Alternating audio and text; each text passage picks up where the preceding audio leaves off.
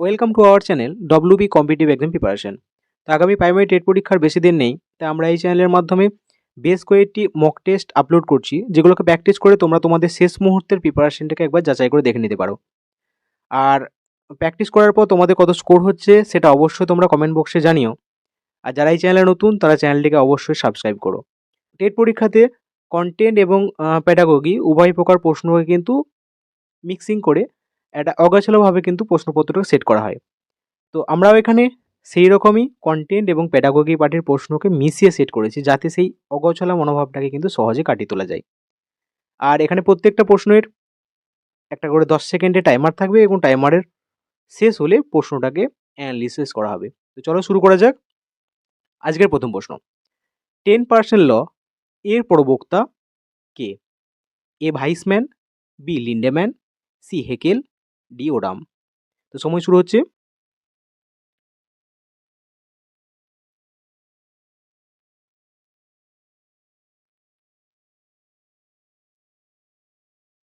Time over. যে 10% law এর প্রবক্তা হলেন option B Lindeman.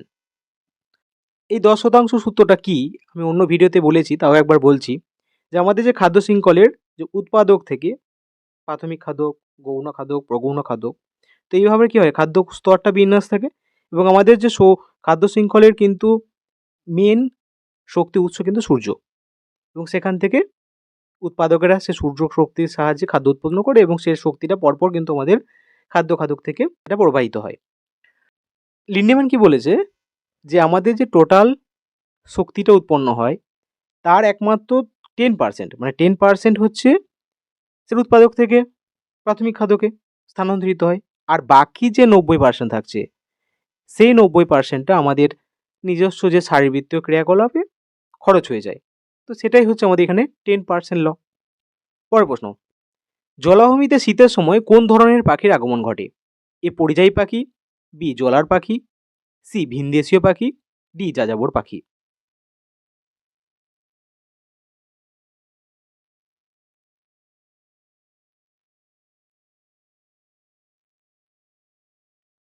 Time up. খুব সহজ প্রশ্ন এটা, যে জলাভূমিতে যে শীতের শুরুতে যে পাখির আগমন ঘটে তাদেরকেও কি বলা হয়? পরিযায়ী পাখি। অপশন এ হবে সঠিক উত্তর। পরের প্রশ্ন, লিউকামিয়া রোগের ঔষধ তৈরি হয় কোন গাছ থেকে? এ সর্পগন্ধা, বি সিঙ্কনা, সি ধুতরা, ডি নয়নতারা।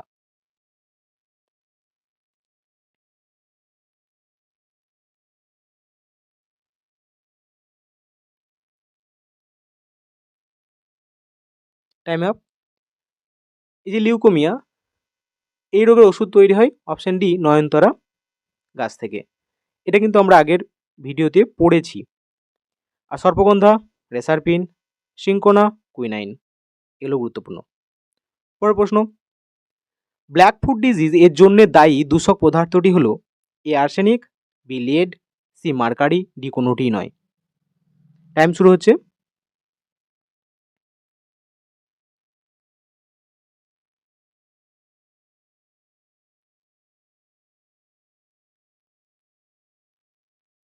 Time up.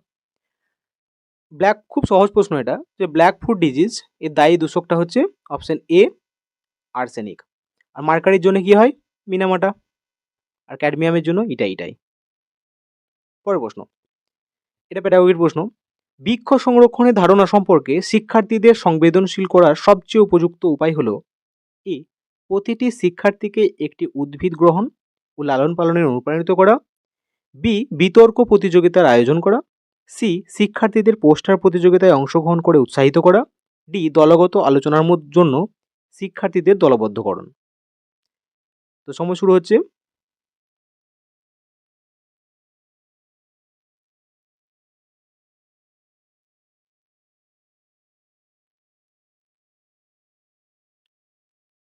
তো টাইম আপ। দেখো কি বলেছে, যে বৃক্ষ সংরক্ষণ এই ধারণাটা শিক্ষার্থীদের মধ্যে সংবেদনশীল করার সবচেয়ে উপযুক্ত উপায় কি হবে? না, প্রত্যেকটা শিক্ষার্থীকে একটা করে উদ্ভিদ গ্রহণ করা হবে এবং তার লালন পালনে অনুপ্রাণিত করতে হবে। তাহলে কি হবে, একটা উদ্ভিদ যখন সে লালন পালন করবে তো তার মধ্যে একটা সংবেদনশীল মনোভাব তৈরি হবে। অপশন এ হবে সঠিক উত্তর। পরের প্রশ্ন, ক্লোরোফ্লোরোকার্বন সিএফসি এই যে গ্যাস এর সীমিত করার উদ্দেশ্যে প্রথম কোথায় চুক্তি স্বাক্ষরিত হয়? A Montreal protocol, B Vienna protocol, C Kyoto protocol, D কোনোটাই নয়।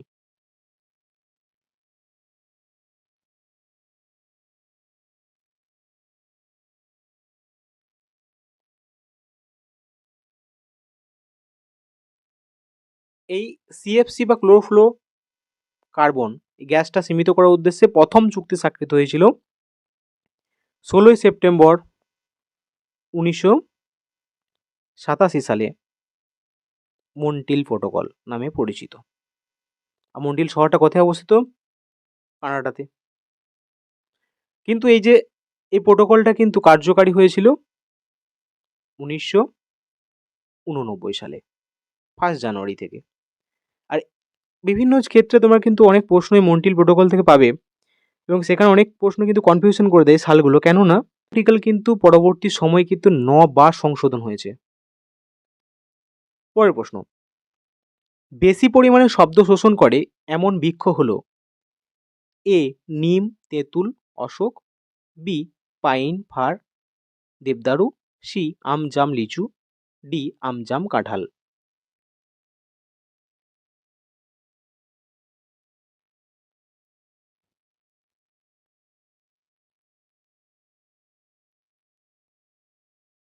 খুব ভালো প্রশ্ন এটা। বেশি পরিমাণে শব্দ শোষণ করে এমন বৃক্ষ পাইন, ফার, দেবদারু। এখানে দেখো এ আম, জাম, লিচু, কাঁঠাল এগুলো কিন্তু 3টে অপশানে মিলিয়ে রয়েছে। এখানে একটু ব্যতিক্রমে দেখতে লাগছে কিন্তু এই অপশানটা। অনেক সময় আন্দাজে কিন্তু আমরা এভাবেও চুজ করতে পারি। তো এটা সঠিক উত্তর হবে অপশান বি পাইন, ফার, দেবদারু। পরের প্রশ্ন, গঠনমূলক মূল্যায়নের ক্ষেত্রে নিচের কোনটি সঠিক নয়? এ এটি শিক্ষককে অনুশীলনের উন্নতির জন্য সময়োপযোগী পদক্ষেপ নিতে সাহায্য করে, বি এটি শিক্ষার্থীদের অগ্রগতি পর্যবেক্ষণ করে, সি শিশুর অনুশীলনের বিষয়ে যে কোনো তথ্য প্রাথমিক মূল্যায়নে সাহায্য করতে পারে, ডি রিপোর্ট কার্ডে প্রতি ত্রৈমাসিকে এটি জানাতে হবে।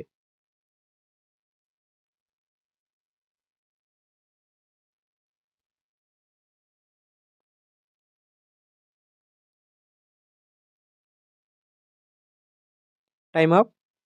কি বলেছে যে গঠনমূলক মূল্যায়ন, তার মানে ফরমেটিভ ইভালুয়েশন। আবার দেখো এখানে সঠিক নয় বলেছে।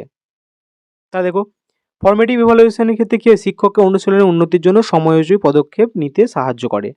অবশ্যই ফরমেটিভ মূল্যায়নের দ্বারা শিক্ষক ছাত্রছাত্রীদের যে উন্নতির ধারাবাহিকতাটা বুঝতে পারে, এটা ঠিক হবে। এটি শিক্ষার্থীদের অগ্রগতি পর্যবেক্ষণ করে, ঠিক একদম ফরমেটিভ ইভালুয়েশন সেটা সাহায্য করে। শিশুর অনুশীলনের বিষয়ে যে কোনো তথ্য প্রাথমিক মূল্যায়নে সাহায্য করতে পারে। প্রাথমিক মূল্যায়ন কিন্তু ফরমেটিভ ইভালুয়েশনের যে ডেটাগুলো থেকে আরামসে করা যায়। কিন্তু এখানে অপশন ডি দেখো রিপোর্ট কার্ডে প্রতি ত্রৈমাসিকে এটি জানাতে হবে, এটা ত্রৈমাসিকে নয়, এটা ভুল আছে, সঠিক নয় বলেছে যে ত্রৈমাসিকে নয়, এটা প্রতি মাসে হবে। তাই অপশন ডি হবে এখানে সঠিক উত্তর। পরের প্রশ্ন, বায়ুতে কার্বন ডাইঅক্সাইডের পরিমাণ কত? এ 0.003%, বি 0.03%, সি 0.36%, ডি 3.6%। খুব সহজ প্রশ্ন।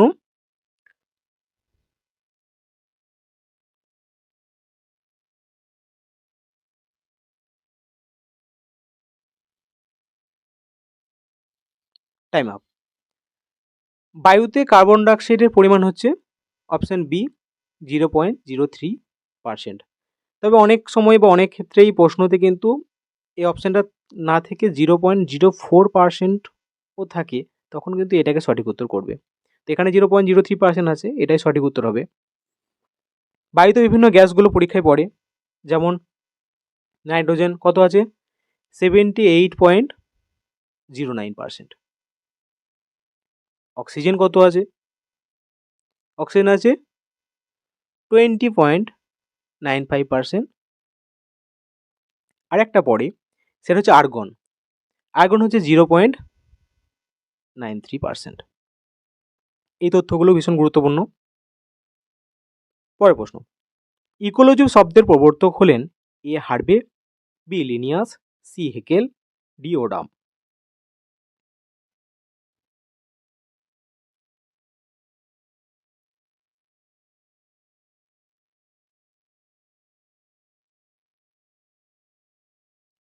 Time up. ইকোলজি শব্দের প্রবর্তক হলেন আর্নেস্ট হেকেল। অপশন সি হবে সঠিক উত্তর। আর ওডামকে বলা হয় ফাদার অফ মডার্ন ইকোলজি। আর এই প্রবর্তন করেন হেকেল কত সালে? 1942 সালে। পরের প্রশ্ন, কাচের উপর লেখার জন্য কোন অ্যাসিড ব্যবহার করা হয়? A H2SO4, B hydrofluoric acid, C nitric acid, D hydrochloric acid. সময় শুরু হচ্ছে।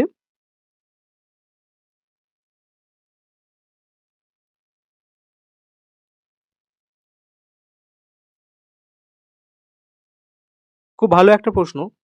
যারা বিজ্ঞানের ছাত্র তারা জানো, বা জিকেতে অনেক সময় হয়তো এই প্রশ্নটা তোমরা পড়েছো, যে কাচের উপর লেখার জন্য যে অ্যাসিড ব্যবহার করে সেটা হচ্ছে অপশন বি হাইড্রোফ্লোরিক অ্যাসিড। পরের প্রশ্ন, আমার পরিবার থিমের সাথে সম্পর্কিত কার্যকলাপ এবং অভিজ্ঞতা শিশুদের মধ্যে ড্যাশকে উৎসাহিত করবে? এ আত্মসচেতনতা, বি অধ্যয়ন, সি সামাজিক সচেতনতা, ডি সামাজিক আচরণ।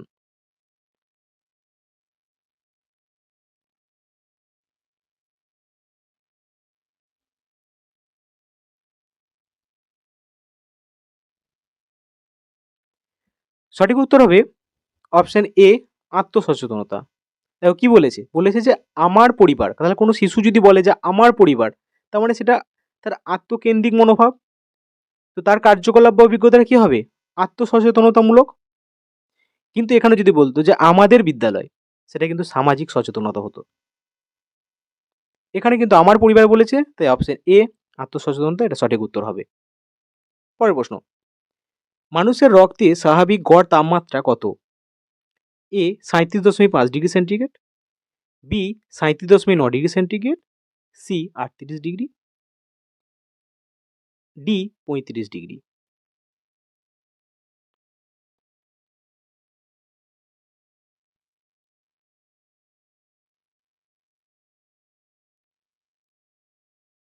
Time up. তো মানুষের রক্তে স্বাভাবিক গড় তাপমাত্রা হলো অপশন এ 37.5 ডিগ্রি সেন্টিগ্রেড। তবে এটা 37 ডিগ্রি সেন্টিগ্রেড এটাই কিন্তু বেশি অপশানে থাকে। আর এটা যদি ফারেনহাইট স্কেলে বলে 98.6 ডিগ্রি ফারেনহাইট। পরের প্রশ্ন, কুলিক অভয়ারণ্য পশ্চিমবঙ্গের কোথায় অবস্থিত? এ কোচবিহার, বি দক্ষিণ দিনাজপুর, সি মালদা, ডি উত্তর দিনাজপুর। সময় শুরু হচ্ছে।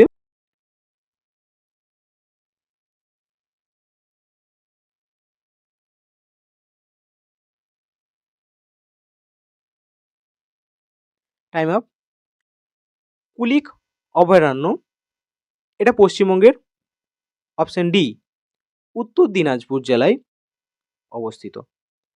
আর এই যে অভয়ারণ্য, এই অভয়ারণ্যের পূর্বে কি নাম ছিল? ছিল রায়গঞ্জ বন্যপ্রাণী অভয়ারণ্য, বা এই কুলিক অভয়ারণ্যকে কুলিক পাখিরালয় বা কুলিক পক্ষীনিবাস এই নামেও কিন্তু পরিচিত। তাই এগুলোও পরীক্ষাতে আসতে পারে। যারা রায়গঞ্জে বসবাস করো বা যারা গেছো এই অভয়ারণ্যতে, তারা নিশ্চয়ই জানো যে এটার ভেতরে কিন্তু একটা ইউ আকৃতির পরীক্ষা কাটা আছে, এবং সেটা কুলিক নদীর সাথে সংযোগ করা আছে। পরের প্রশ্ন, ইউনেস্কো সুন্দরবনকে কবে বিশ্বের জৈব বৈচিত্র্য হিসেবে ঘোষণা করে? A 1986, B 1987, C 1990, D 1995।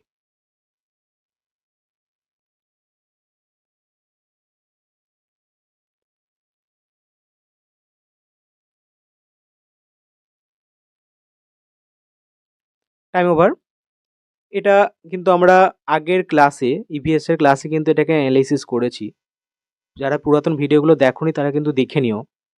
UNESCO সুন্দরবনকে জৈব বৈচিত্র্য হিসেবে ঘোষণা করেছে অপশন বি 1987 সালে। পরের প্রশ্ন, পশ্চিমবঙ্গের রাজ্য পশু কোনটি? এ মেছো বিড়াল, B royal Bengal tiger, C বানর, ডি হাতি।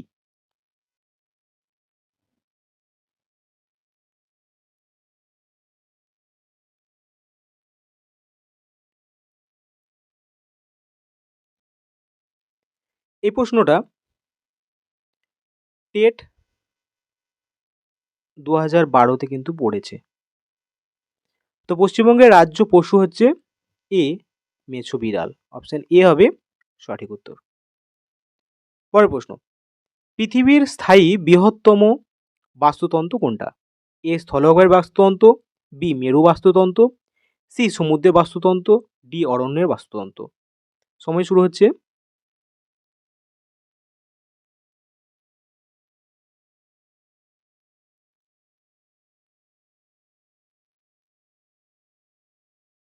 Time up. পৃথিবীর স্থায়ী বৃহত্তম বাস্তুতন্ত্র, এটা হবে অপশন সি সমুদ্রের বাস্তুতন্ত্র। খুব ভালো একটা প্রশ্ন, ভীষণ ইম্পর্টেন্ট প্রশ্নটা। পরের প্রশ্ন, প্রাথমিক পরিবেশ পরিচিতি শিক্ষার ক্ষেত্রে উপযোগী পদ্ধতি হলো এ বক্তৃতা, বি প্রতিপাদন, সি প্রজেক্ট, ডি সমস্যার সমাধান।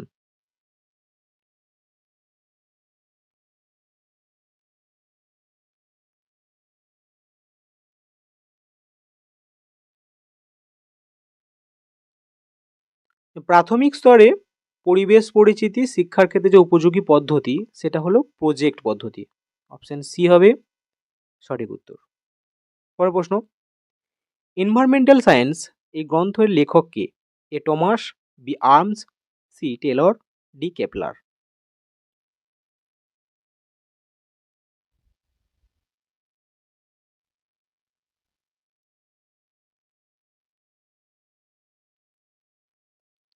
Time over.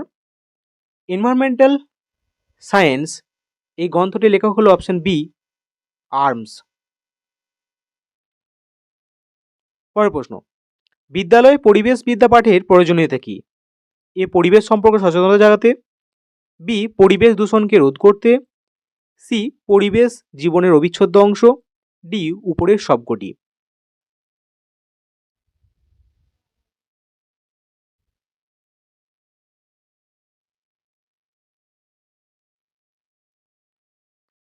Time up. যে বিদ্যালয়ে পরিবেশ পাঠের প্রয়োজনীয়তা, পরিবেশ সম্পর্কে সচেতনতা জাগাতে, দূষণকে রোধ করতে, পরিবেশ জীবনের অবিচ্ছেদ্য অংশ, এগুলো উপরের সবকটাই, অপশন ডি হবে সঠিক উত্তর। পরের প্রশ্ন, কোনটি একটি অপ্রচলিত শক্তির উৎস? এ কয়লা, বি সৌরশক্তি, সি পেট্রোলিয়াম, ডি ডিজেল। খুব সহজ প্রশ্ন এটা, সময় শুরু হচ্ছে।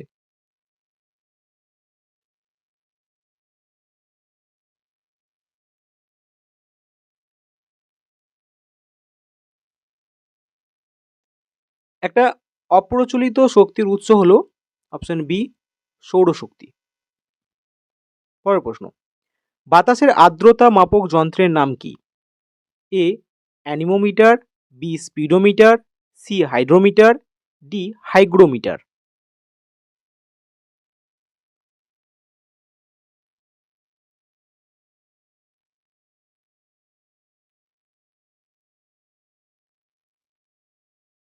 Time over.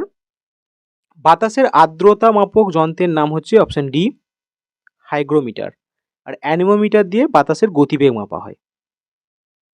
পরের প্রশ্ন, পরিবেশবিদ্যার পাঠ্যক্রম শিশুদের সামগ্রিক শিক্ষার দিকে পরিচালিত করতে পারে যদি এটি হয় এ সমন্বিত, বি অন্তর্ভুক্তিমূলক, সি বিষয়গত, ডি উপরের সবগুলি।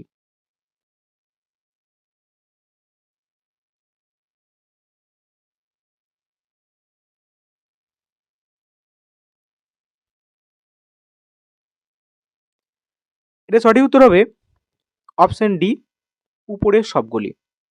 প্রশ্নটা ভালো করে পড়তে হবে। বলেছে যে পরিবেশবিদ্যা পাঠ্যক্রমে শিশুদের সামগ্রিক শিক্ষার দিকে পরিচালিত করতে পারে। এখানে অনেকে ভুল করে কিন্তু অন্তর্ভুক্তিমূলক এটা মনে করবে, কিন্তু এখানেও কি বলেছে শিশুদেরকে সামগ্রিক শিক্ষার দিকে, সেটা কিন্তু এখানে স্পেশাল চাইল্ডের কথা কিন্তু বলা নেই। তে অন্তর্ভুক্তিমূলক বা ইনক্লুসিভ কিন্তু হবে না। এই সামগ্রিক শিক্ষার দিকে সেটা সমন্বিত, অন্তর্ভুক্তিমূলক, বিষয়গত, সকল রকমের। তাই অপশন ডি হবে সঠিক উত্তর। পরের প্রশ্ন, টাইফয়েড ও কলেরা এক ধরনের এ ছোঁয়াচে রোগ, বি বায়ুবাহিত রোগ, সি জলবাহিত রোগ, ডি কোনোটি নয়। খুব সহজ প্রশ্ন।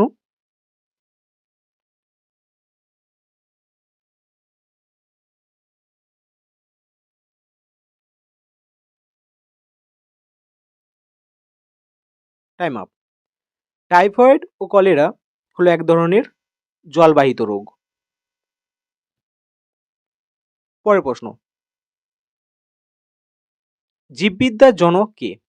এ Aristotle, B Darwin, C Lamarck, D Hippocrates.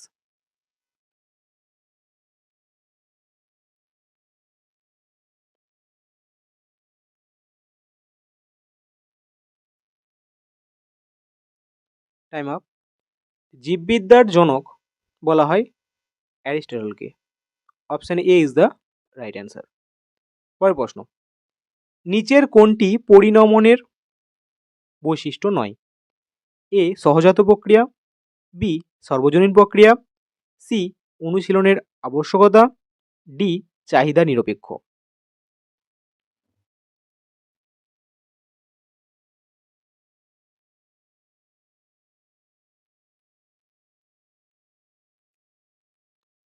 Time up. বলেছে কোনটি পরিণমনের বৈশিষ্ট্য নয়। সঠিক উত্তর হবে অপশন সি অনুশীলনের আবশ্যকতা। তো পরিণমন তার সাথে অনুশীলনের কিন্তু প্রত্যক্ষ বা পরোক্ষ সেরকম কিন্তু সংযোগ নেই, তাই অপশন সি হবে সঠিক উত্তর। পরের প্রশ্ন, প্রতি লিটার সমুদ্র জলে সোডিয়াম ক্লোরাইডের মাত্রা এ 10 গ্রাম, বি 14 গ্রাম, সি 20 গ্রাম, ডি 35 গ্রাম। সময় শুরু হচ্ছে।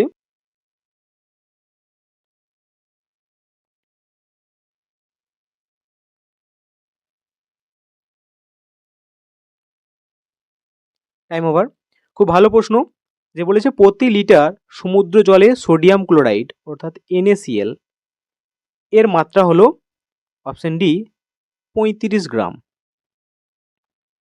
পরের প্রশ্ন, নিম্নের কোন আচরণটি দ্বারা শিক্ষক বুঝতে পারেন শিক্ষার্থী মানসিক চাপগ্রস্ত আছে কিনা? এ আক্রমণাত্মক আচরণ, বি পড়াশোনার প্রতি সম্পূর্ণ মনোযোগ দান, সি অতিরিক্ত কথা বলা, ডি অতি সক্রিয় হওয়া।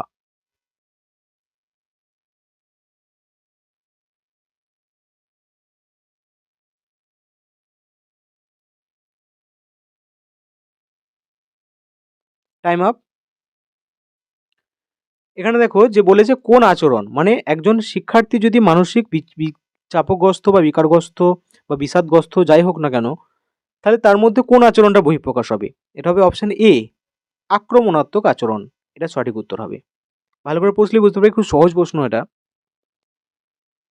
পরের প্রশ্ন, আপনার মতে পরিবেশ শিক্ষার কার্যকরী শিখন নির্ভর করে শিক্ষক শিক্ষিকার এ ব্যক্তিত্বের উপর, বি ভালো হাতের লেখার উপর, সি বিষয়বস্তু সম্পর্কিত জ্ঞানের উপর, ডি শিক্ষাগত যোগ্যতার উপর।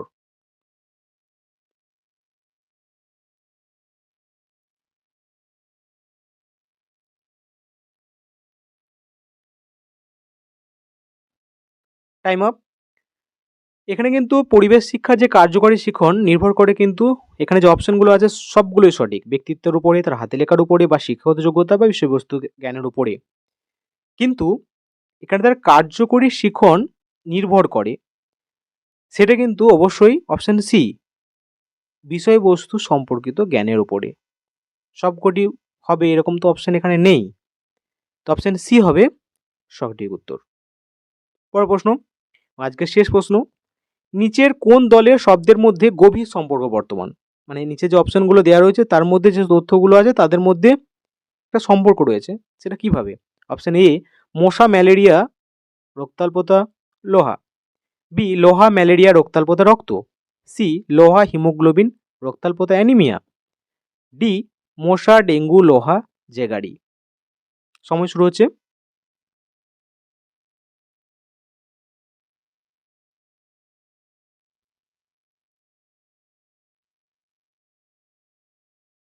Time up. দেখো প্রথম অপশন, দেখো মশা ম্যালেরিয়া রক্তাল্পতা লোহা। তো মশা ম্যালেরিয়া এটা সম্পর্কিত হতে পারে, রক্তাল্পতা লোহা এটা হতে পারে, কিন্তু মশার সাথে রক্তাল্পতা কিভাবে হবে? বা ম্যালেরিয়ার সাথে লোহা কিভাবে হবে? এটা হবে না। সেরকমই দেখো লোহার সাথে ম্যালেরিয়া ওরকম করে হবে না। লোহার সাথে কিন্তু হিমোগ্লোবিন, কারণ হিমোগ্লোবিন লোহা থাকে, এফি থাকে। আবার দেখো লোহার সাথে রক্তাল্পতা বা হিমোগ্লোবিনের সাথে রক্তাল্পতা, অ্যানিমিয়া, অপশন সি হবে। অপশন সি হবে সঠিক উত্তর। এরকম ধরনের প্রশ্ন কিন্তু আজকাল সিটেটে আসছে, সেই কারণে এটা দেওয়া। আজকের এই মক টেস্টটি থেকে তোমাদের কত স্কোর হলো সেটা কমেন্টে অবশ্যই জানিও। আর আমাদের আগের যে ইভিএস বা অন্যান্য ক্লাসগুলো যারা দেখোনি তারা অবশ্যই দেখে নিও। আর যারা এই চ্যানেলে নতুন তারা এই চ্যানেলটিকে অবশ্যই সাবস্ক্রাইব করে নিও। Thank you.